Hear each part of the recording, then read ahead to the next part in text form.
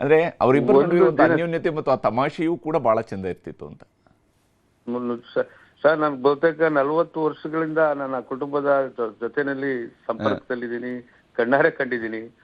ಒಂದು ದಿನ ಚೆನ್ನಮ್ಮಾಜಿಯವರ ಬಗ್ಗೆ ದೇವೇಗೌಡಜಿಯವರು ಕೋಪ ಮಾಡ್ಕೊಂಡ ಸಂದರ್ಭಗಳನ್ನ ನಾನು ನೋಡೇ ಇಲ್ಲ ಸರ್. ಹೌದು, ಅಷ್ಟರ ಮಟ್ಟಿಗೆ ಯಾವಾಗ್ಲೂ ಅವ್ರ ಚೆನ್ನಮ್ಮವ್ರ ಜೊತೆಲಿದ್ದಾರೆ ಅಂದ್ರೆ ನಮ್ಮ ದೇವೇಗೌಡಜಿಯವರ ಮಕ್ಕದ ಉಲ್ಲಾಸನೆ ಬೇರೆ ಇರ್ತಾ ಇತ್ತು. ಅಷ್ಟರ ಮಟ್ಟಿಗೆ ಒಂದು ಪರಿಪಕ್ವವಾದಂತ ದಾಂಪತ್ಯ ಜೀವನವನ್ನ ನಡ್ಸ್ಕೊಂಡ್ ಬಂದದ್ದನ್ನ ನಾವು ಕಣ್ ತುಂಬಿಕೊಂಡಿದ್ದೀವಿ ಸರ್. ಹೌದು ಹೌದು ಹೌದು, ನಿಜ. ಪುಟ್ಟರಾಜ್ ಅವರೇ, ಧನ್ಯವಾದ ನಮ್ಮ ಜೊತೆಗೆ ತಮ್ಮ ಅಭಿಪ್ರಾಯಗಳನ್ನು ಶೇರ್ ಮಾಡ್ಕೊಂಡಿದ್ದಕ್ಕಾಗಿ. ಇದು ಸಿ ಎಸ್ ಪುಟ್ಟರಾಜ್ ಅವರು. ಯಾಕಂದರೆ ಈ ಕುಟುಂಬದ